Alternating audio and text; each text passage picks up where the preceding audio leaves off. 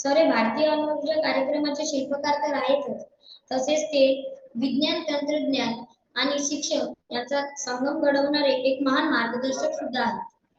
मी एक विद्यार्थी म्हणून सरांचं एक वाक्य मला खूप आवडते आणि प्रेरणादायी वाटते, ते म्हणजे भारताचा विकास हा तरुण पिढीचा ज्ञान, कौशल्य आणि योग्य मूल्यांद्वारे सक्षमीकरणावर अवलंबून आहे.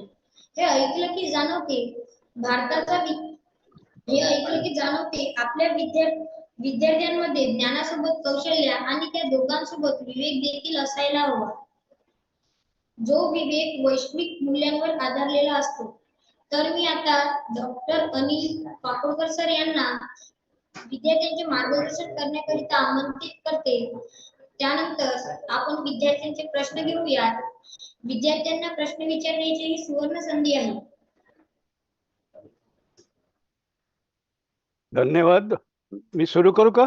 या प्लीज. आणि आपल्याला वेळ किती आहे? 40 मिनिटं म्हणाला ना तुम्ही? 40 मिनिटं आहेत. या. आणि त्याच्यामध्येच क्वेश्चन आन्सर्स आहेत ना? त्याच्या व्यतिरिक्त we can go up to 45 minutes easily. आपल्याकडे तेवढा वेळ आहे. तुमचा वेळ पहा, आपल्याकडे वेळ आहे. ओके. मला वाटतं प्रश्नोत्तरासाठी जास्त वेळ दिलेला बरा. त्यामुळे मी माझं बोलणं जरा थोडं आटोपतं घेईन आणि मग आपण संवाद साधूया. संवादात खरं म्हणजे जास्त चांगलं एक दुसऱ्यांना समजायला मिळतं. मगाशी म्हटल्याप्रमाणे सर्वप्रथम मी आपणा सर्वांचे गुरुजी एज्युकेशन फाउंडेशनचे आणि श्री वायचळ यांचे खूप खूप अभिनंदन करू इच्छितो. मला जेव्हा प्राध्यापक दीपक फाटकांनी या संस्थेचा परिचय करून दिला आणि त्यांनी मला सुचवलं की असा कार्यक्रम आहे आणि तिथे तुम्ही जॉईन व्हा, तेव्हा मला खरं तर दोन्ही म्हणजे स्क्रॅच फाउंडेशनची आणि गुरुजी एज्युकेशन फाउंडेशनची या दोन्ही संस्थांची फारशी ओळख नव्हती. पण नंतर मग मी अर्थात आजकाल माहितीचं युग आहे, त्यामुळे कुठलीही माहिती सहज उपलब्ध होते. त्याप्रमाणे मी ती सगळी माहिती घेतली आणि मग मला जाणवलं की हे किती मोठं काम आहे. असं आहे की शिक्षण हे मानव घडवण्याचं एकमात्र आणि सर्वात महत्वाचं साधन आहे. पण याचा अर्थ शिक्षण म्हणजे केवळ शाळेत जाऊन आपल्याला आपले सर जे शिकवतात किंवा मॅडम जे शिकवतात आणि परीक्षेत पास होणं चांगल्या मार्कांनी, एवढा लिमिटेड अर्थ शिक्षणाचा होत नाही माझ्या मते. शिक्षण हे होलिस्टिक असलं पाहिजे. जसं म्हणजे गुरुजी एज्युकेशन फाउंडेशनची जी ध्येय मगाशी आपण बघितली, त्याच्यामध्ये सुद्धा हेच अंतर्भूत असलेलं मला दिसतं आणि ते खूप महत्वाचं आहे. म्हणजे असं आहे की जग खूप पुढे चाललंय आणि आता पूर्वी शेतीप्रधान युग होतं, नंतर उद्योग प्रधान युग आलं आणि आजकाल ज्ञानप्रधान युग आहे. आणि म्हणून ज्ञानाचं महत्व अर्थात आधीपासून होतं. शेतीप्रधान उद्योग प्रधान युगात सुद्धा ज्ञानाचं महत्व खूप मोठं होतं. पण आता ते महत्व मला वाटतं म्हणजे खूपच मोठं झालंय, कळीचा मुद्दा झालाय. एका बाजूनी या धावत्या जगामध्ये, धावत्या ज्ञानयुगामध्ये आपला टिकाव लागायचा असेल तर आपण पण त्याच तोडीचं किंवा जगामध्ये जे काही सर्वोत्तम आहे ज्ञानाच्या बाबतीत त्याच्यापेक्षा 2 पावलं पुढे अशा प्रकारचं ज्ञान आपण संपादन केलं पाहिजे. आणि ज्ञान मगाशी म्हटलं मी तसं होलिस्टिक ज्ञान, केवळ परीक्षा पास होण्यापुरतं किंवा परीक्षेत पहिला नंबर मिळण्यापुरतं ज्ञान, याला मी ज्ञान मानतच नाही खरं म्हणजे, कारण त्याच्यामध्ये बऱ्याच त्रुटी आहेत, बऱ्याच म्हणजे शॉर्ट कमिंग्स आहेत. असो, तर मानवाची, मगाशी जे म्हटलं मी, की मानवाची सक्षमता आणि मानवाची प्रगती ही, मानवाचा मेंदू हा इतर प्राण्यांच्या मेंदूपेक्षा कितीतरी प्रगत आहे. आणि त्यामुळे ज्ञानाच्या बाबतीत मानवानी इतर, आपण we are all part of the animal kingdom, पण आपण पशु नाही आहोत, आपण मानव आहोत. तर म्हणजे ॲनिमल इन्स्टिंक्ट ज्याला म्हणतो, एक जे प्रत्येक प्राण्यामध्ये काहीशी नैसर्गिक, म्हणजे इन्स्टिंक्ट ऑफ सर्व्हायव्हल ज्याला आपण म्हणतो, हे प्रत्येकामध्ये असतो, माणूस असो पशु असो. डॉमिनन्स हे सगळीकडे असतं. पण मानवाने आपण एक ज्याला आपण मानवी संस्कृती म्हणू शकतो, असं एक नवीन संरचना तयार केली आहे.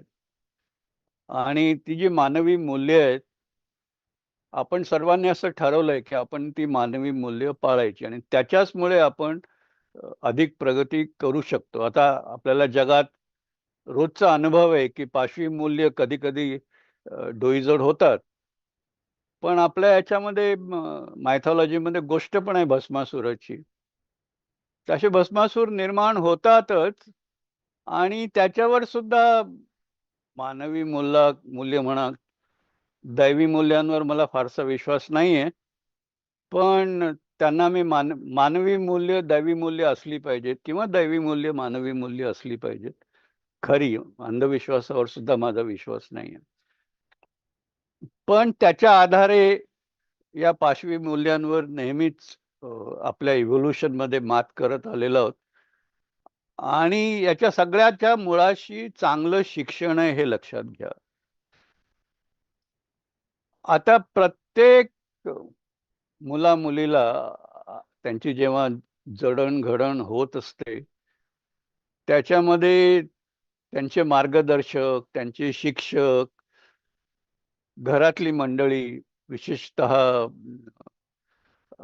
आई वडील, इतर ज्येष्ठ मंडळी, या सर्वांचं मार्गदर्शन, आपल्या समाजातल्या आसपास परिसरातली व्यक्ती, या सर्वांच्या मार्गदर्शनामुळे, किंवा या सर्वांशी जे आपलं इंटरॅक्शन होत असतं सतत, आदान प्रदान, याच्यातनं आपण शिकत असतो. आणि त्याच्यातच म्हणजे अभ्यास करायला आपण बसतो, शिक्षक आपल्याला शिकवतात, तो पण भाग त्या इंटरॅक्शन मध्येच आला असं मी मानतो. आणि मग आपण आपापली प्रगती ज्ञानाच्या बाबतीत म्हणा, किंवा सक्षमता त्या ज्ञानाच्या उपयोगाच्या बाबतीत म्हणा, आपण साध्य करत असतो. आणि हे सतत चालणारी गोष्ट आहे. पण याच्यासाठी जे होलिस्टिक वातावरण आहे, ते विद्यार्थ्यांच्या भोवती असलं पाहिजे. आणि मला वाटतं गुरुजी एज्युकेशन फाउंडेशनचा प्रयत्न तोच दिसतो. आणि ते मगाशी म्हटलं तसं मला खूप महत्वपूर्ण वाटतं. आता यासाठी मार्गदर्शक हे खूप महत्वाचे असतात. आपले शिक्षक आपले मार्गदर्शक होऊ शकतात. मार्गदर्शक म्हणजे ज्याला इंग्लिशमध्ये आपण मेंटर असं म्हणतो. तर मार्गदर्शक म्हणजे बोट धरवून एका रस्त्यावरनं आपल्याला घेऊन जाणारे, ते पण मार्गदर्शक आहेत. पण त्याच्याही पेक्षा महत्वाचं म्हणजे आपली विचार करण्याची, आपली मानसिकता अशा प्रकारे तयार करणं, की ज्या योगे, ज्याला आपण म्हणतो की ऑटोनॉमी ऑफ थॉट, विचारांची स्वायत्तता. सगळ्यांनी काही बोललेलं मी ऐकेन, त्याच्यातलं चांगलं काय वाईट काय हे मी ठरवेन, आणि मग जे चांगलं आहे त्याच्या आधारे मी माझं मार्गक्रमण करेन. हा खरा मेंटरचा रोल आहे. आणि असे बरेच मेंटर्स असतात आपापल्या आयुष्यात, ते मेंटर्स नेहमीच येत असतात. तर माझ्या आयुष्यात पण असे मेंटर्स मला मिळाले सुदैवाने. आणि त्या बाबतीतचीच एक दोन उदाहरणं मी आपल्या पुढे ठेवू इच्छितो. म्हणजे आपल्याला कळेल की हे मार्गदर्शक किती किती महत्वाचे असतात. मी जेव्हा पहिल्यांदा BARC मध्ये नोकरीला लागलो, BARC मध्ये 1 वर्षाचं ट्रेनिंग असतं. ते ट्रेनिंग पूर्ण केलं. माझा नंबर पहिला आला होता बरं का. आणि पहिल्या आलेल्या विद्यार्थ्यांना BARC मध्ये अशी एक पद्धत आहे की त्याला त्याची इच्छा असेल ते काम करायची मुभा असते. तर त्या मनस्थितीतनं मी व्हायचं. सर तुम्ही काही बोलताय का? मी फक्त क्लॅप केलं. अच्छा, अच्छा. Okay, okay. Okay, okay. मला वाटलं हात दिसला असेल. ठीक आहे. क्लॅप होत होते. तर सांगायचा उद्देश असा की त्या मनस्थितीतनं मी जिथे माझं पोस्टिंग झालं होतं तिथे गेलो. आणि तिथे एक सुब्रमण्यम नावाचे वरिष्ठ वैज्ञानिक होते. आणि ते आम्हा सर्वांना भेटले. त्या डिव्हिजनमध्ये जॉइन झाणारे जेवढी आम्ही मुलं होतो, त्या सर्वांना. आणि मग ते खूप चांगलं वाटलं मला. त्यांचं एकूणच विवेचन खूप पटण्यासारखं होतं. म्हणून मी ठरवलं की मी त्यांनाच जॉइन होईन. तरी पण माझं म्हणजे काय म्हणतात त्याला, कॉलर टाईट होती आपण म्हणतो ना लहान मुलांना. तशी कॉलर खूप टाईट होती. आणि मग सगळेजण झाल्यानंतर मी त्यांना जॉइन होणं ठरवलं. तर म्हटलं तुम्ही सांगा मला काय करायचंय. तर म्हणाले, हे बघ मी तुला आज सांगतो काय करायचंय, पण उद्या मला परत हा प्रश्न विचारू नको. तू काय करायचं ते तू ठरव. मी फक्त आपल्या पुढे कार्यक्रम काय आहे आणि त्या कार्यक्रमाची उद्दिष्ट काय काय आहेत. म्हणजे अणुऊर्जा विकसित करायची, त्याच्यामध्ये तंत्रज्ञान विषयक बरेच चॅलेंजेस आहेत आणि ते आपल्याला स्वयंपूर्णपणे साध्य करायची आहेत. कोणाची कुबरी घेऊन काम नाही करायचं, पण आपण आपल्या स्वयंपूर्णपणे करायचं.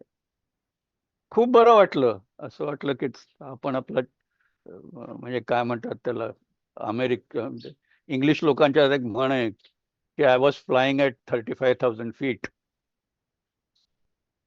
आणि मग म्हणाले की चल आपण आता पुढच्या आठवड्यात काय करायचं ते. आणि मला म्हणाले की एक आपल्याकडे एक गन आहे, मेटलायझिंग. म्हणजे मेटल ते एका फ्लेम मध्ये गरम करायचं आणि वितळवायचं आणि ते स्प्रे करायचं हवेच्या झोताने. आणि तो जो स्प्रे आहे, जसं स्प्रे पेंटिंग करतो ना आपण तसंच, पण हे मेटलचे लिक्विड पार्टिकल्स बारीक बारीक, जसं पेंटचं लिक्विडचे पार्टिकल्स असतात ते, पण मेटलचे लिक्विड पार्टिकल म्हणजे किती तापमान किती उच्च असेल ती कल्पना करा. आणि त्याच्याने आपण दुसऱ्या पार्टवर ते स्प्रे करायचं. म्हणजे मग आपल्याला समजा मेटल पेक्षाही जास्त तापमानावर त्या कॉम्पोनंटचं काम करायचं असेल तर त्या मेटलवर सिरामिक स्प्रे करायचं. म्हणजे लोखंडावर अल्युमिनियम ऑक्साईडचं स्प्रे केला की त्याला सिरामिक कोटिंग मिळतं आणि मग ते उच्च तापमानावर सुद्धा ते पार्ट्स काम करू शकतात. आणि आम्हाला तेव्हा अशा प्रकारच्या कामाची गरज होती, म्हणून मग ते म्हणाले की हे तू कर. आणि तेव्हा मी त्या 35,000 फुटावरनं खाली जमिनीवर कोसळलो. म्हटलं हे काय सांगताय, हे तर वर्कशॉप मधल्या मेकॅनिकचं काम आहे. हे तर मी आपला ट्रेनिंग स्कूलमध्ये पहिला आलेलो, अटॉमिक एनर्जीचे प्रश्न सोडवायला आलेलो. पण ते म्हणाले असं आहे की हे तंत्रज्ञान आपल्याला आवश्यक आहे पुढे संशोधन करण्याच्या दृष्टीने. आणि ते मशीन आपल्याकडे गेले 5-6 वर्ष पडलेली आहे. कोणाला चालवता येत नाही. वर्कशॉप मधल्या माणसांनाही चालवता येत नाही आणि इंजिनियर्सना सुद्धा चालवता येत नाही. परत म्हटलं ठीक आहे, आता आलिया भोगासी करूया. तर म्हटलं, "हां सर, मी करतो हे, पण मला मग तुम्ही एक वेल्डिंग सुपरवायझर, 1-2 ट्रेड्समन हाताखाली द्या काम करणारे मदतनीस. मी हे करतो." तर म्हणे, "नाही, नाही, तुला काही मिळणार नाही. ते जे काही करायचं ते तू स्वतः करायचं." परत इंग्रजीत म्हणतात तसं आय वॉज क्रेस्टफॉलन. तर म्हणे, "एक तर हे काम माझ्या ऑफिसमध्ये किंवा माझ्या प्रयोगशाळेत बसून करायचं नव्हतं. हे चक्क वर्कशॉपमध्ये जाऊन करायचं काम होतं. आणि तिथे सर्व वर्कर मंडळींच्या समोर मी ते करायचं आणि कोणीच केलेलं नाही म्हणजे अर्थातच ते काही पहिल्यांदा सुरू केलं आणि चालू होईल अशातला भाग नाहीये. म्हणजे मग म्हणजे केवढा मोठा प्रसंग माझ्यावर होता सायकॉलॉजिकली तुम्ही विचार करा. नंतर मग मी ते डेव्हलप केलं. आधी ते करताना आसपासच्या लोकांनी खूप खिल्ली उडवली वगैरे, वगैरे सगळं झालं. पण 2 दिवसात मी ते काम पूर्ण केलं आणि घेऊन गेलो. आणि म्हटलं चला आता पुढचं काय करायचं ते पण ठरवूया वगैरे. त्यांनी ते सगळं केलं आणि मी मोठ्या उत्साहाने परत जायला निघालो. तर म्हणे, "हां, त्या दिवशी तू म्हणाला होता तुला कोणीतरी मदतनीस वगैरे हवा. आता तू सांग तुला काय-काय पाहिजे?" म्हटलं, "मला कोणी नको, मी करून घेईन माझं काम." तर म्हणाले, "मला हेच ऐकायचं होतं." लोकं जातात वर्कशॉपमध्ये, बाजूला उभे राहतात आणि हुकूम सोडतात. त्या हुकुमामध्ये त्यांचा अनुभव नसतो. त्या हुकुमाप्रमाणे केलं तर काम होईलच याची शाश्वती नसते. आता तू त्यांच्या समोर हे सगळं डेव्हलप केलेलं आहे. त्यांचे प्रश्न ज्याच्यात होते ते सगळे सोडवलेले आहेत.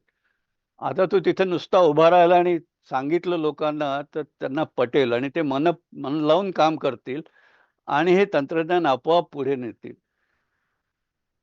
आणि एवढ्यासाठी मी तुला तेव्हा माणसं नको, मदतनीस नको, स्वतः कर सांगितलं. आणि पण आता तुला काही एवढ्या मर्यादेत राहायचं नाहीये, पुढे जायचंय. पण आता तू घे आणि मग अर्थातच ते काम खूप पुढे गेलं. तर तेव्हा मला स्वयंपूर्णता, आत्मनिर्भरता, ऑटोनॉमी, सेल्फ रिलायन्स या शब्दांचा अर्थ कळला. आणि मला वाटतं गुरुजी एज्युकेशन फाउंडेशनचा जो प्रयत्न तुम्ही तुमच्या शाळांमधनं शिकतात, चांगलं शिकतात. शिक्षक मार्गदर्शन करतात. पण हे जे शिक्षण आहे, याला मी म्हणजे याच्याबरोबर जीवन शिक्षण असायलाच पाहिजे. याला मी जीवन शिक्षण म्हणणार नाही. याला स्वतःच्याच विद्याशाखेत पुढे जाण्यासाठी हे जे स्किल सेट आहे, आजकाल आपण स्किलवर खूप महत्त्व दिलंय. ही जी स्किल सेट आहेत, ही खूप महत्त्वाची आहे. तर हा एक महत्त्वाचा मुद्दा आहे.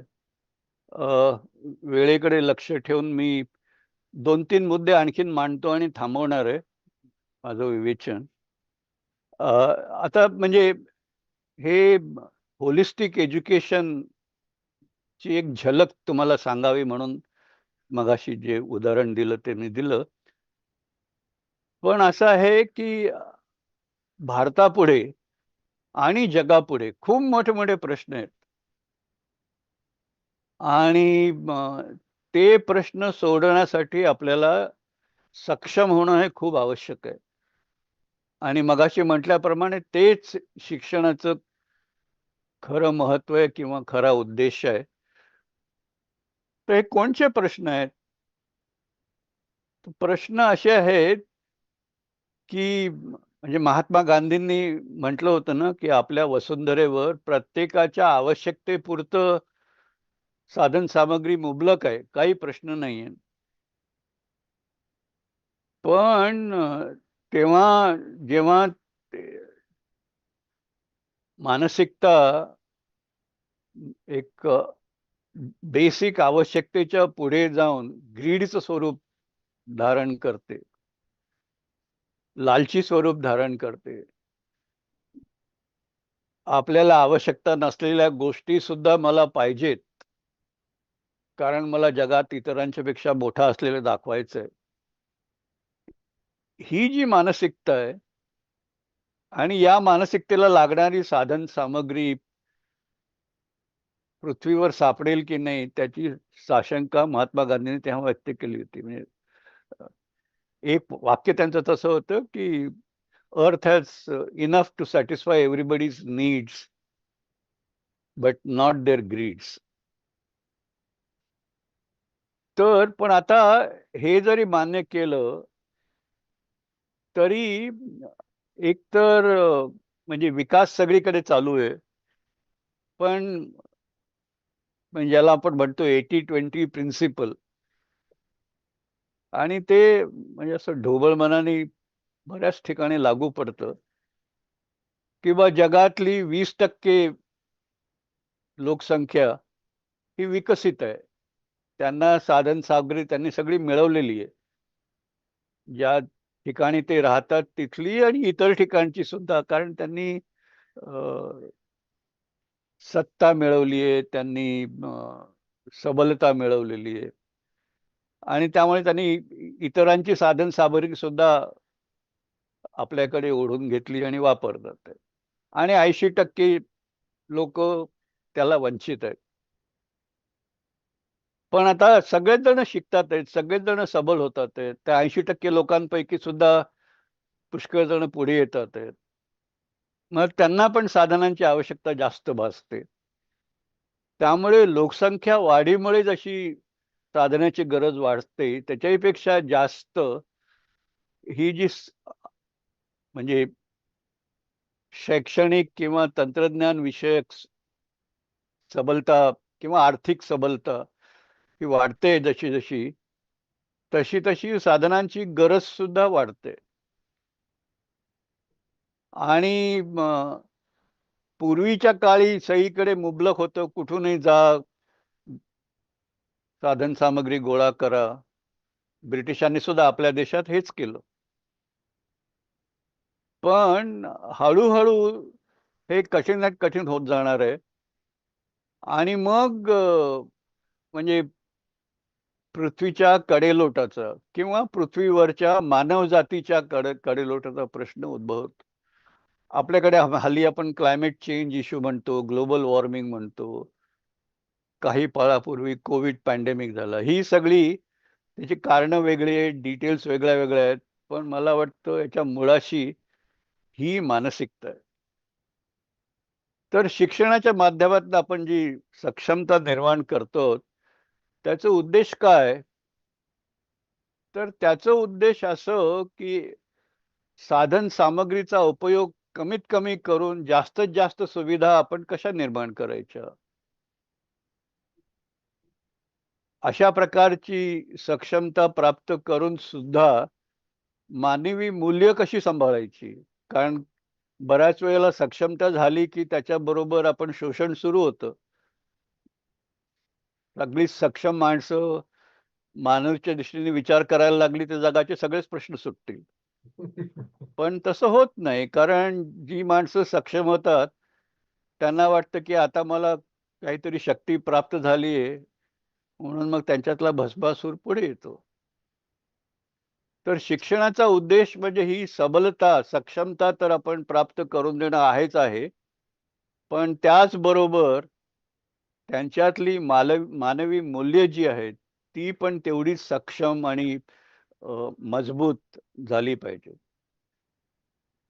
त्याचाच दुसरा भाग म्हणजे असं आहे की सक्षमतेनंतर आर्थिक प्रगती होते जगाची. आपण आपला भारताचा GDP वाढतोय, आपली आर्थिक प्रगती होते, जगाची पण आर्थिक प्रगती होते. प्रत्येक देश म्हणतो माझा GDP या रेटनी वाढतोय, त्या रेटनी वाढतोय. पण याच्याच बरोबर विषमता पण वाढते. जिथे जिथे आर्थिक सबलता वाढते तिथे तिथे विषमता वाढते. आणि हे का होतं, तर मगाशी मी जे बोललो तेच याच्या मागचं कारण आहे. भारतात सुद्धा हेच होतंय. शहरी भागात आणि ग्रामीण भागात प्रचंड विषमता आहे. शैक्षणिक दृष्ट्या सक्षम आणि शैक्षणिक दृष्ट्या अक्षम यांच्यामध्ये प्रचंड विषमता आहे. आजचं डिजिटल युग आहे. डिजिटल युगामध्ये आपण म्हणतो डिजिटल डिवाइड, तिथे पण आणि या सगळ्या विषमतेवर आपल्याला मात करायची आहे. आणि ती मात जर करायची झाली तर शिक्षणाचा प्रसार ग्रामीण भागात अधिक जोमाने करणं हे खूप महत्वाचं आहे.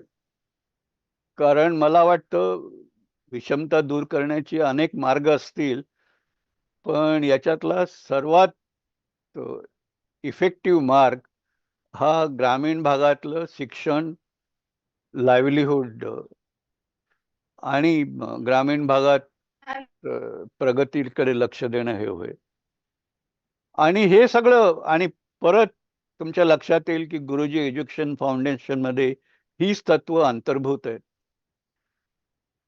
एकच शेवटला मुद्दा मी मांडून थांबवतोय, आणि हे सगळं करण्यामध्ये असं आहे की आता माझा वर्गात पहिला नंबर आला म्हणून मी सगळ्यात हुशार असं काही होत नाही बरं का. किंवा मी एखाद्या विषयात खूप तज्ञ झालो म्हणून मी काहीतरी खूप मोठं केलं, तर मोठं केलं त्याचं कौतुक व्हायला पाहिजे, त्या ज्ञानाच्या क्षेत्राची कक्षा रुंदावण्यात खूप मदत होते, हे सगळं निर्विवाद.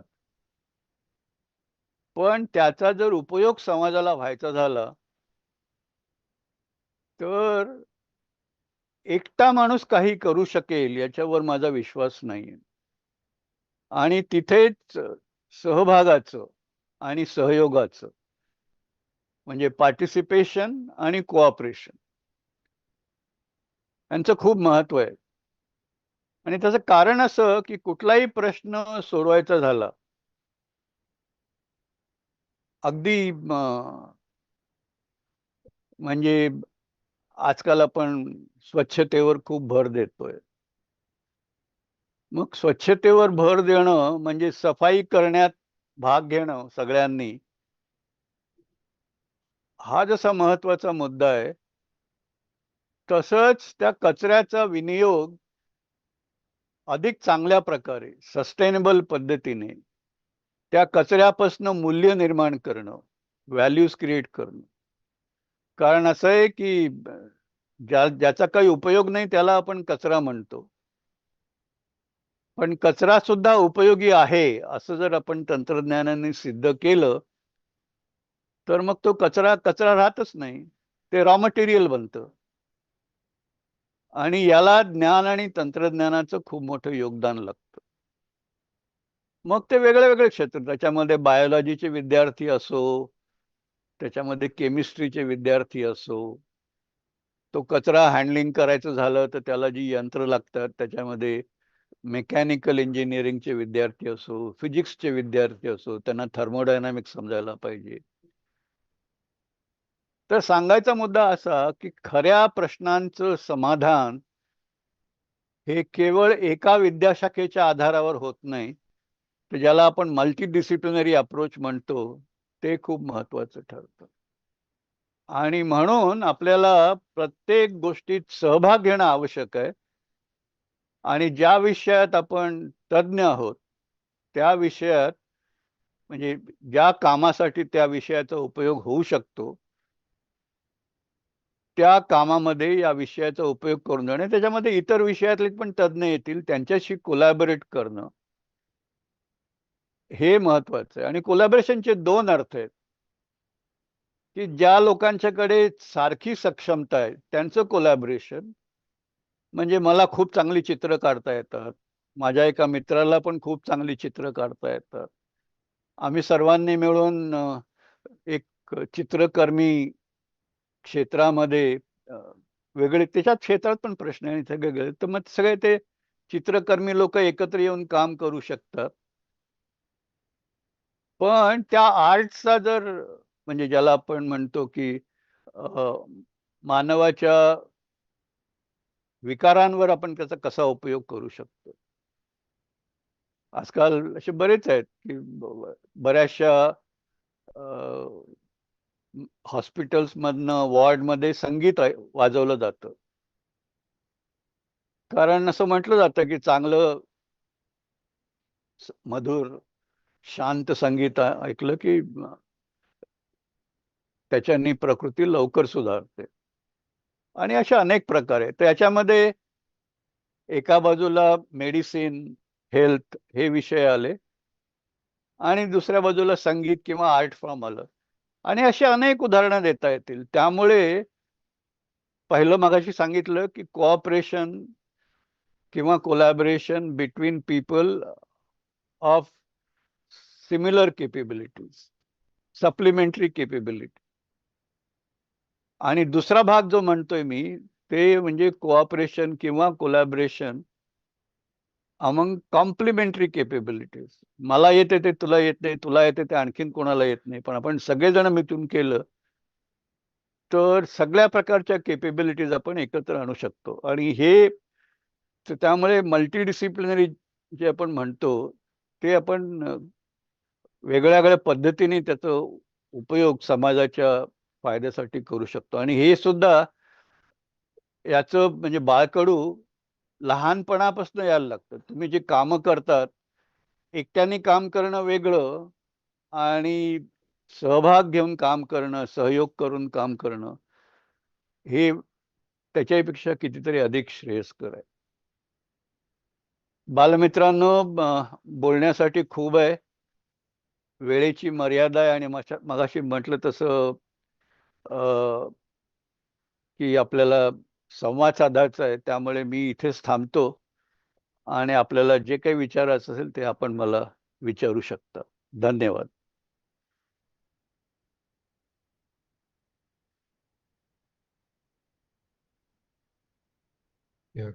कोण घेते पुढचं? आता प्रश्न विचारणं अपेक्षित. Okay, who is anchoring that? Hand raise केलेलं आहे बऱ्याच लोकांनी प्रश्न विचारायसाठी. तांदूळवाडी. तांदूळवाडी वराडे सर. तुमचं हे नाही, पण म्हणजे ठीक आहे, कॅमेरा स्टार्ट झाला. ओके. नमस्ते सर. नमस्ते सर, माझे नमस्ते. नाव संजना संतोष परदेशी. मी तांदूळवाडी विद्यालयाची विद्यार्थिनी. मला तुम्हाला असा प्रश्न विचारायचा आहे की विद्यार्थ्यांनी संशोधक होण्यासाठी कोणते गुण अंगीकारायला हवेत? असे संशोधक व्हायचं झालं तर सगळ्यात महत्वाची गोष्ट म्हणजे आपली जिज्ञासा सदैव जागरूक राहिली पाहिजे. मला सगळं आलं अशी भावना निर्माण झाली की तिथे संशोधक संपतो. त्यामुळे जगामध्ये म्हणजे निसर्गामध्ये म्हणा किंवा मानवी जगामध्ये म्हणा किंवा इतरही आपण वेगळ्या क्षेत्रात काम करतो त्या क्षेत्रामध्ये म्हणा, बऱ्याच गोष्टी घटत असतात. त्या गोष्टी का घडतात हे आपण नेहमी वाचतो, वर्तमानपत्रात येतं की असं झालं म्हणून असं झालं. त्याच्यावर मी विश्वास ठेवायचा का, की ते जे काही म्हटलंय त्याला मी तपासून बघायचं? आणि ही तपासून बघायची वृत्ती जी आहे ना, ती संशोधकाची वृत्ती आहे. जिज्ञासा असणं हे अत्यंत महत्वाचं. हा एक भाग झाला. दुसरा भाग की संशोधक व्हायचं झालं तर आपल्याला कमीत कमी एका विषयात, अशी पण उदाहरणं आहेत की ज्यांनी वेगळ्या वेगळ्या 3, 4, 5 विषयात संशोधकाच्या स्तरावरचं प्रावीण्य मिळवलेलं आहे. पण कमीत कमी एका विषयात आपण अत्युच्च स्तरावर पोचलो पाहिजे. म्हणजे PhD लेवलचं संशोधन करण्याच्या स्तरावर पोचलं पाहिजे, किंवा जगात ज्या विषयाचं संशोधन आपल्याला करायची इच्छा आहे त्या संशोधनाचा जगात काय स्तर आहे त्या स्तरावर संशोधन करण्याची तयारी आपण विकसित केली पाहिजे. म्हणजे मग त्याच्या पुढे आपण जाऊ शकतो. मी म्हणजे तयारी करण्याबाबतीत फारसं लक्ष दिलं नाही, पण म्हणायचं की मला फिजिक्समध्ये इंटरेस्ट आहे आणि मग मी काहीतरी केलं. कारण संशोधनामध्ये प्रत्येक गोष्ट ही ज्याला आपण म्हणतो पियर प्रोसेस, म्हणजे तुमच्या बरोबरीचे जे संशोधक आहेत, जे त्या विषयात तज्ञ आहेत, तुमचं संशोधन हे नेहमीच त्यांच्या पुढे ठेवलं जातं. ज्या संस्थेमध्ये तुम्ही संशोधन करता त्या संस्थेमध्ये तुम्हाला सेमिनार द्यायला लागतात, तिथेही मंडळी हजर असतात. तुम्ही जर एखादा पेपर लिहिला तर तो पेपर ज्या जर्नलमध्ये सबमिट केला ते जर्नल रेफरीजकडे पाठवतो. ते रेफरीज म्हणजे त्या त्या विषयातले तज्ज्ञ असतात आणि त्यांचे अभिप्राय चांगले आले तरच तो पेपर प्रकाशित होतो, पब्लिश होतो. त्यामुळे आपली तयारी त्या तोडीची असणं, पियर प्रोसेसमधनं तावून सुलाखून बाहेर पडण्यायोग्यतेची झाली पाहिजे. हा दुसरा मुद्दा. पण संशोधकाचा एक तिसरा मुद्दा पण तितकाच महत्वाचा आहे, ज्याचा मी मगाशी थोडा उल्लेख केला, की समजा मी अशा प्रकारचं संशोधन केलं, पण आता माझ्या गावामध्ये मला काहीतरी एक प्रश्न आहे आणि पेपर लिहिताना आपण लिहितो की माझे हे संशोधन आहे, याचा या क्षेत्रात उपयोग होऊ शकतो. माझ्या गावातला जो प्रश्न आहे तो पण त्याच अखत्यारीत येतो. तर मग मला तो प्रश्न सोडवण्यात काहीतरी विशेष प्रावीण्य दाखवता आलं पाहिजे. नाहीतर म्हणायचं की नाही, गावात पाण्याचा प्रश्न आहे, स्वच्छ पाण्याचा प्रश्न आहे, मी बॅक्टेरियोलॉजीवर म्हणा किंवा विषाणूंवर खूप मोठं संशोधन केलंय, पण हे छोटे छोटे प्रॉब्लेम आहे, याच्यामध्ये माझं काही काम नाही, हे स्मॉल सायन्स आहे असं म्हणता नाही. जर तुम्हाला ते मूलभूत प्रश्न ज्याला आपण म्हणतो ॲट द ग्राउंड लेवल जी प्रश्न आहेत ती जर, आणि त्या प्रश्नाची तुमचा विषय निगडीत आहे, तर ती जर तुम्हाला सोडवता नाही आली तर मी म्हणेन तुम्ही नोबेल प्राइज जरी मिळवलं तरी त्याला काही अर्थ नाही. तर अशा दोन्ही पातळीवर संशोधकाची भूमिका ही महत्वाची ठरते. आणि त्यात मगाशी म्हटल्याप्रमाणे मूलभूत मुद्दा म्हणजे माझी जिज्ञासा सतत जागरूक असली पाहिजे आणि ती जिज्ञासा पूर्ती करण्यासाठी मला काय करायला पाहिजे, ते जे काही करायचं असतं त्याला मी संशोधन म्हणतो. तुझ्या उत्तराचं प्रश्नाचं उत्तर समाधानकारक वाटलं का तुला? नाही तर मी परत सांगतो. हो सर, थँक्यू. थँक्यू. नमस्कार सर. माझे नाव नंदिनी रवींद्र महाजन. मी माध्यमिक विद्यालय तांदुळवाडी या शाळेची विद्यार्थिनी. मला असे विचारायचे आहे की ग्रामीण भागातील विद्यार्थ्यांसाठी तुम्ही काय सल्ला द्याल? असे ग्रामीण भाग मागे एक अभ्यास केला होता. मुंबईला Tata institute of fundamental research, तिथे त्यांची एक उपसंस्था आहे ज्याचं नाव Homi Bhabha centre for science education. आणि या संस्थेने कित्येक दशकापूर्वी, खूप जुनी गोष्ट आहे,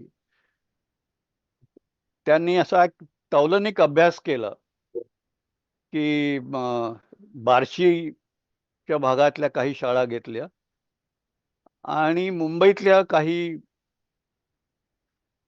महापालिकेच्या शाळा घेतल्या, म्युनिसिपल स्कूल्स घेतल्या. म्हणजे आर्थिक परिस्थिती दोन्ही ठिकाणी जवळपास सारखी होती, पण एक गट ग्रामीण भागातनं आलेला आणि एक गट शहरी भागातनं आलेला. आणि मग त्यांच्या हुशारीमध्ये, त्यांच्या तयारीमध्ये काही फरक जाणवतो का, असा तो अभ्यास होता. आणि त्याचे निष्कर्ष असे होते की ग्रामीण भागातले विद्यार्थी आणि शहरी भागातले विद्यार्थी यांच्या हुशारीमध्ये अजिबात काही फरक नाही. फरक पडतो तो त्यांना उपलब्ध होणाऱ्या संधींचा. ग्रामीण भागातल्या मध्ये बऱ्याच गोष्टी आपल्याला बघायलाच मिळत नाही, ज्या शहरात बघायला मिळतात. त्यामुळे मुलांचं एक्सपोजर अधिक विस्तृत प्रमाणात होतं आणि त्यामुळे आपल्याला ती मुलं थोडी स्मार्ट वाटतात. पण हा त्यांचा निष्कर्ष आहे आणि हा अगदी शास्त्रशुद्ध संशोधनाअंती केलेला निष्कर्ष आहे. आणि तुम्हाला एक दुसरं उदाहरण सांगतो. मागे आम्ही पंढरपूरच्या जवळ एका संस्थेमध्ये हा कार्यक्रम राबवला होता. की पंढरपूरच्या जवळ गोपालपूर इथे ही संस्था आहे, स्वेरी नावाची. ते कॉलेज आहे आणि तिथून एक 20-25 किलोमीटर परिसरातील 5-6 शाळा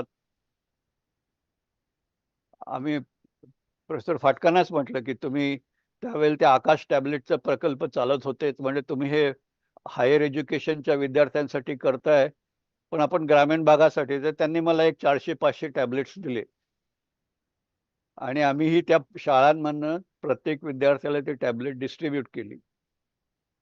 आणि मग त्या शाळांनी त्या विद्यार्थ्यांना त्या टॅबलेटच्या अवतीभोवती बरेच ऍक्टिव्हिटीज सुचवल्या. त्याच्यातली एक ऍक्टिव्हिटी होती प्रोजेक्ट करायचं.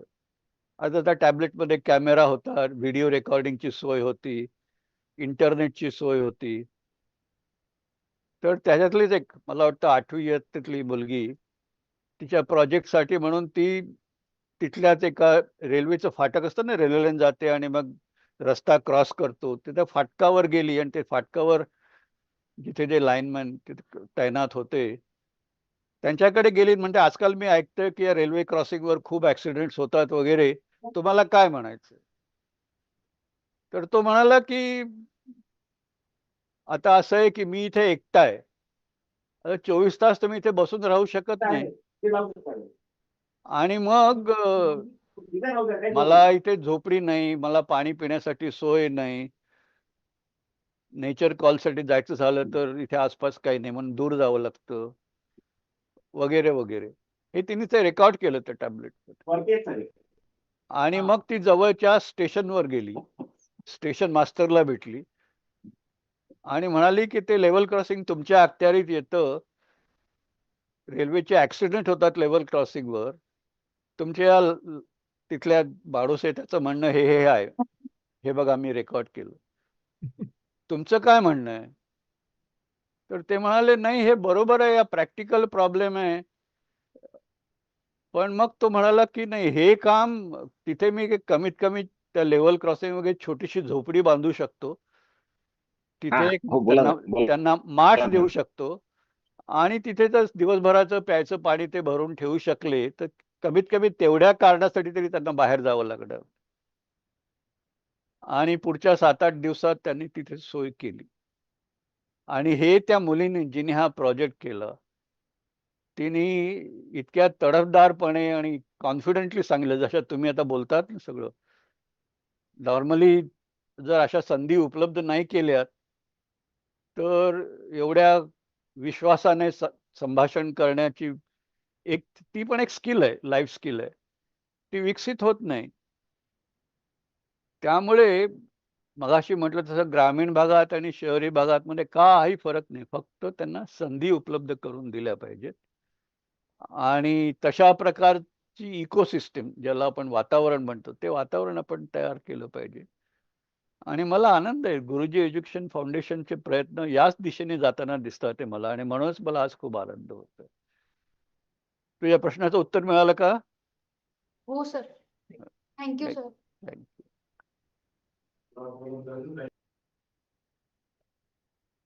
हो sir. Ramgad, ask a question.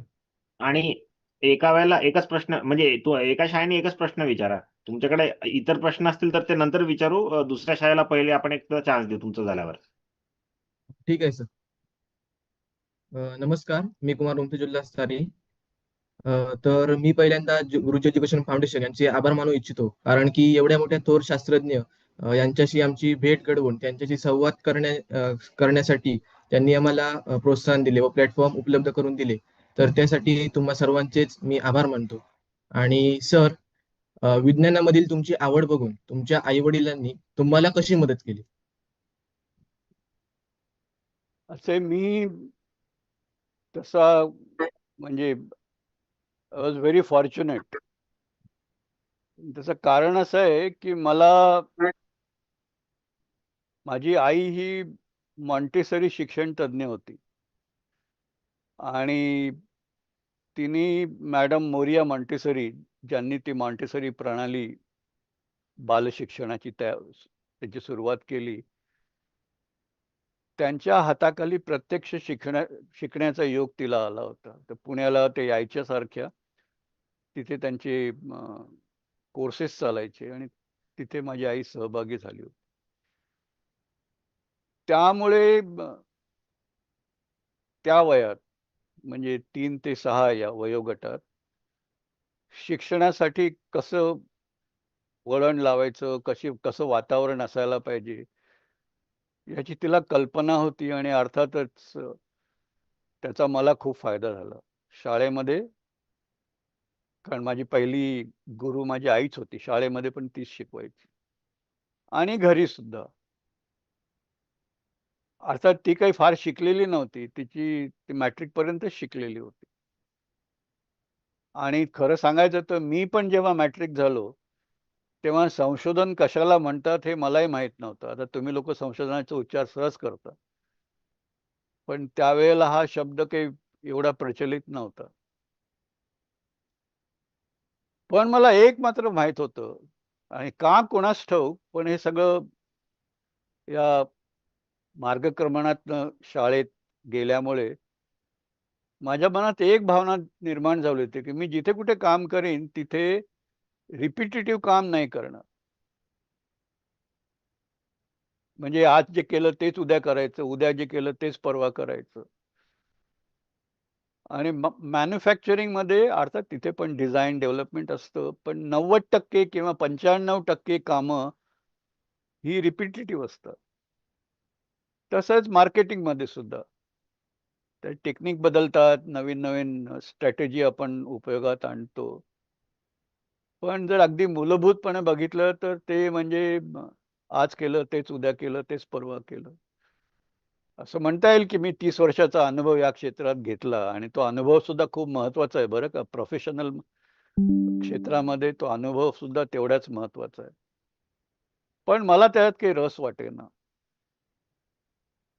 म्हणून मग मी आमच्या आसपासच्या मगाशी मी मार्गदर्शकांचा उल्लेख केला किंवा कोणी मला याच्याबद्दल गाईडन्स करू शकेल का?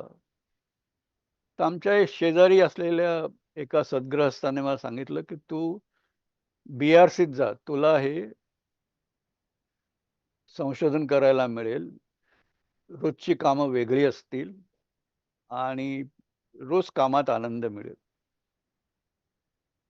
म्हणून मग मी BRCत प्रवेश घेतला आणि मग मागे पाहिलं नाही. त्याच्यानंतर मला संशोधन म्हणजे काय हे खरं कळलं आणि मग ते पुढे चालू राहिलं. तर सांगायचा मुद्दा असा, की आपल्याकडे बऱ्याच वेळेला असं होतं आणि विशेषतः जे शिक्षणाचं जे कमर्शियलायझेशन झालंय, तिथे तर हे नेहमी होतं.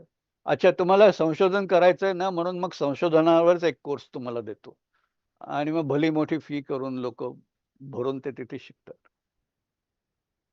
पण मगाशी जे म्हटलं, की खरं म्हणजे असं आहे, की त्या वयात शालेय क्षेत म शिक्षणाच्या वयात खरा मूलभूत उद्देश जिज्ञासा जागरूक करण्याचा असायला पाहिजे. प्रत्येक गोष्टीत असं का? ही मानसिकता निर्माण व्हायला पाहिजे. आपल्या कॉन्स्टिट्यूशनमध्ये, संविधानात सायंटिफिक टेम्पर बाळगणं हे प्रत्येक भारतीयाचं मूलभूत कर्तव्य आहे, असं लिहिलेलं आहे. कोण लक्षात देतो त्याच्याकडे? जर आपण सायंटिफिक टेम्पर बाळगायचं ठरवलं, तर प्रत्येक गोष्ट तपासून बघितली पाहिजे.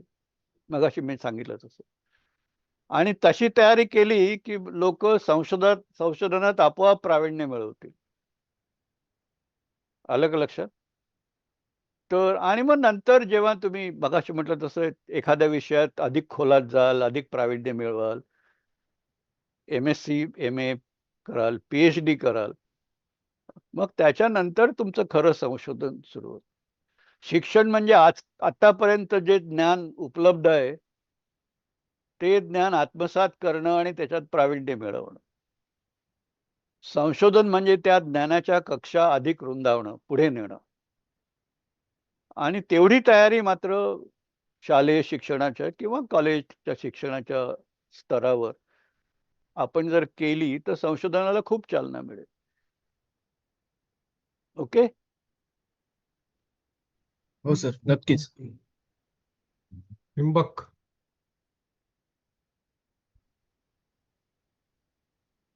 बोल बाळा, तुला काही प्रश्न आहे ना? नमस्कार सर, मी विदिशा साटम, जनता विद्या मंदिर त्रिंबकची विद्यार्थिनी. मला असे विचारायचे आहे की तुम्हाला लहानपणी कोणत्या गोष्टीमुळे विज्ञानात रस निर्माण झाला? असे म्हणजे जसं मी मगाशी म्हटलं की मी मॅट्रिक झालो तोपर्यंत संशोधन म्हणजे काय हे माहित नव्हतं मला. तसंच शाळेमध्ये असताना विज्ञान म्हणजे काय हे पण माहित नव्हतं मला.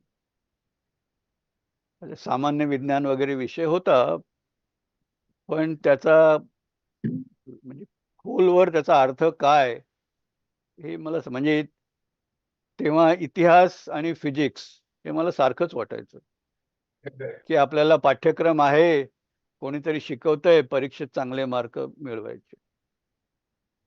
पण एक मात्र खरं की इतिहास शिकवताना आमचे सर सांगायचे, तेव्हा आपल्याला भारताचा इतिहास होता शाळेमध्ये आणि तो मुघल कालीन इतिहास होता. तर सर सांगायचे की आमका गादीवर बसला, त्यांनी 10 वर्ष 15 वर्ष जे काही असतील ते राज्य केलं.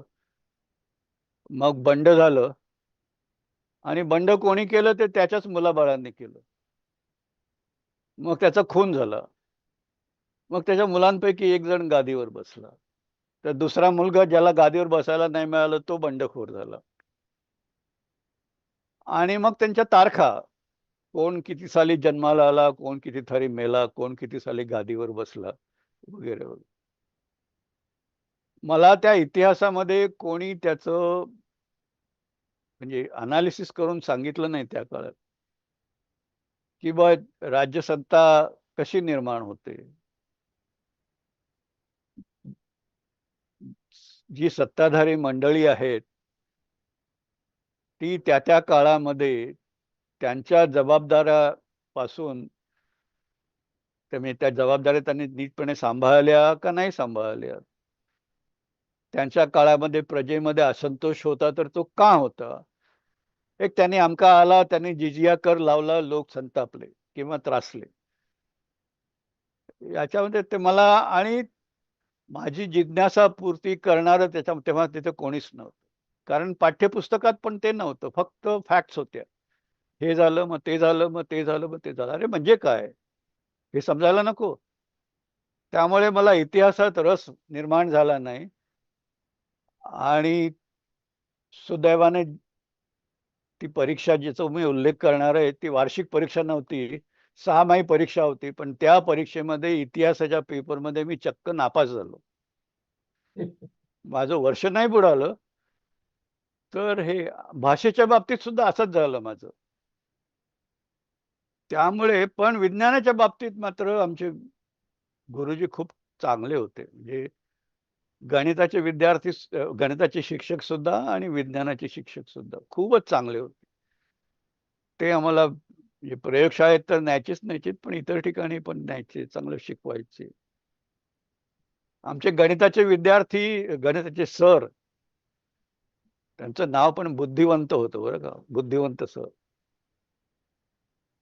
ते एखादी गोष्ट अंकगणिताच्या लॉजिकने जर आपल्याला सोडवता आली, एखादं गणित सोडवता आलं, तर ते बीजगणिताचा वापरच करू द्यायचे नाही. कारण बरेच वेळा गणित आलं की समजा हे म्हणजे अ किंवा हे म्हणजे क, आणि मग आपण एक इक्वेशन मांडतो, ते सोडवतो आणि मग उत्तर काढतो. ते आम्हाला तसं करू द्यायचे नाही. त्यामुळे तुम्ही मूलभूत विचार करा आणि लॉजिक विकसित करा तुमचं, आणि त्याच्यावर मग ते त्रैराशिक मांडून उत्तरं काढा.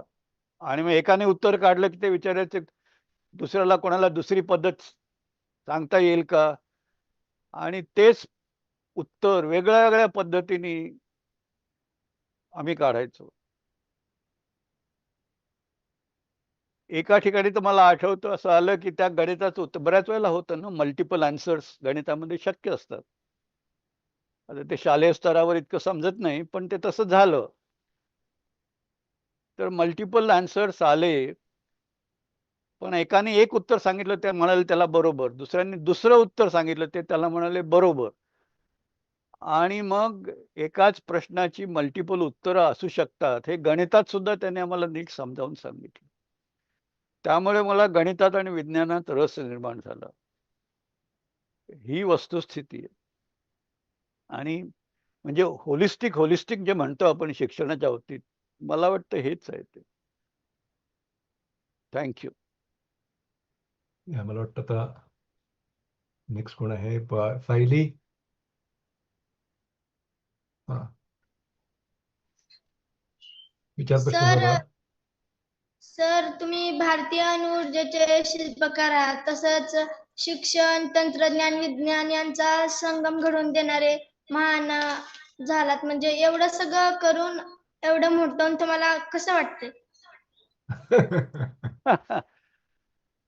हा खूप चांगला प्रश्न आहे बरं का. म्हणजे थँक्यू. असं आहे की मी काही शिक्षण क्षेत्रातला माणूस नव्हे. पण जेव्हा म्हणजे मी अणुऊर्जा आयोगाचा अध्यक्ष होतो, तर तेव्हा अर्थातच सर्वोच्च स्तरावरनं आपण आपल्या देशामध्ये या क्षेत्रात तयारी करण्याच्या दृष्टीने काय काय करायला पाहिजे त्याबद्दलचा विचार करणं हे माझं कर्तव्य होतं. तर तेव्हा माझ्या असं लक्षात आलं की आपण खूप तंत्रज्ञान विकसित केलं. म्हणजे ज्या लोकांनी आपल्याला दिलं नाही ते पण, अणुभट्ट्या लोकांनी आपल्याला दिल्या नाही, नाकारल्या, आपण आपल्या इथे विकसित केलं. आणि मला म्हणजे त्याच्यामध्ये माझा पण सहभाग होता. त्यामुळे मला खूप अभिमान आहे की आपण भारतामध्ये जे इतर लोकांनी आपल्याला डिनाय केली तसली तंत्रज्ञानं आपण इथे विकसित केली. पण मी तेव्हा असा विचार केला, पण असं काही आहे का की जे इतर ठिकाणी कोणीच काहीच केलेलं नाही.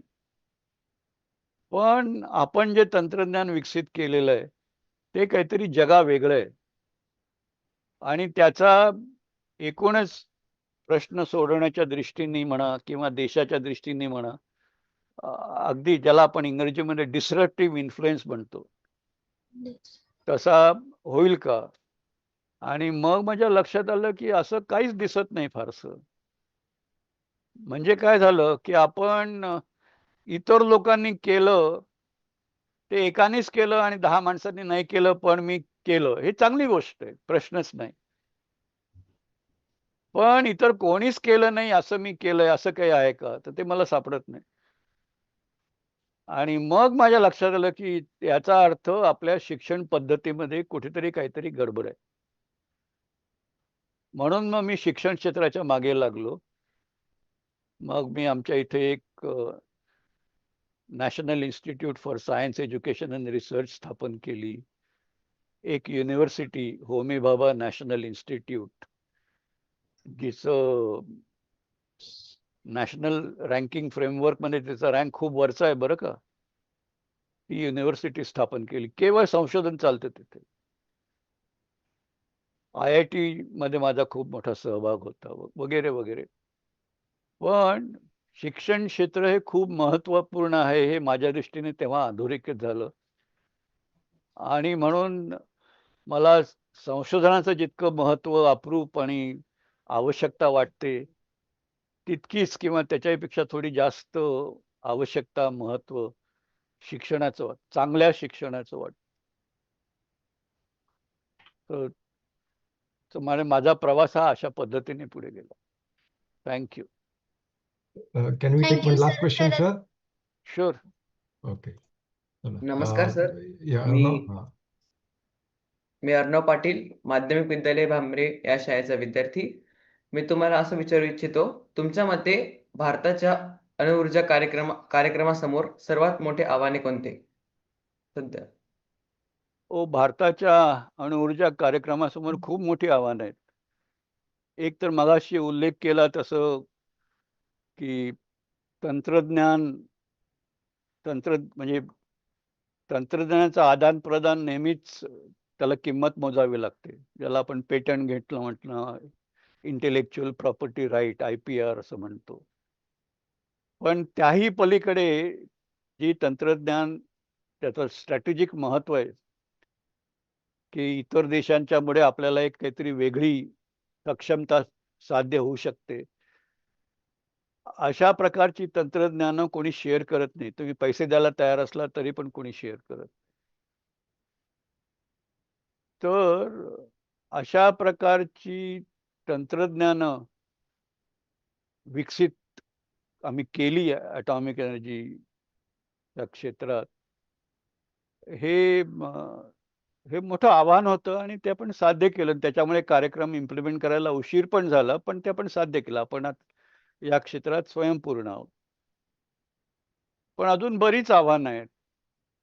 म्हणजे असं की अणु ऊर्जा जी आपण विकसित केली आहे ती सध्या युरेनियमवर आधारित आहे. आणि ती तशी असायला पाहिजे सुरुवातीला, कारण नैसर्गिकरित्या उपलब्ध साधन सामग्रीमध्ये युरेनियमच असं एक द्रव्य आहे की ज्याच्यामध्ये फिशनेबल मटेरियल आहे. एक भाग त्याचा फिशनेबल फिसाईल आयसोटोप आहे. भारताकडे या साधन सामग्रीची विशेषतः ज्याला आपण कमर्शियली व्हायबल असे साठे म्हणतो ते भारतात खूप कमी आहेत. पण भारतात थोरियम खूप प्रचंड प्रमाणात आहे. जगातले सर्वात मोठे साठे थोरियमचे भारतामध्ये. आणि आपल्याला हे अणु तंत्रज्ञान युरेनियम पासून थोरियमकडे न्यायचंय. आणि ते आव्हान आपण म्हणजे त्या दिशेने आपलं मार्गक्रमण चाललेलं आहे. पण अजून ते आपण साध्य नाही केलेलं पूर्णपणे. आणि ते एक खरं आव्हान आहे की ज्याच्यावर अजून सुद्धा खूप काम करण्याची आवश्यकता आहे. Okay sir, thank you. आणि तिसरं सुरक्षा. अणुऊर्जा म्हटली की लोकांच्या मनात भीती निर्माण होते. तर आपण तंत्रज्ञानाच्या माध्यमातून असं तंत्रज्ञान विकसित केलं पाहिजे की काही झालं तरी सुरक्षेचा प्रश्न उपस्थित होऊच नाही. तर ते पण एक आव्हान आहे. तर अजून म्हणजे असं एक्सलन्स इज अ जर्नी असं म्हणतात, ते कधी संपत नाही. त्यामुळे ही आव्हानं अशी चालू राहणार. मी जी 2 आव्हानं सांगितली ती साध्य केली की आणखी नवीन आव्हानं येतील. हे असंच चालू राहणार. थँक्यू.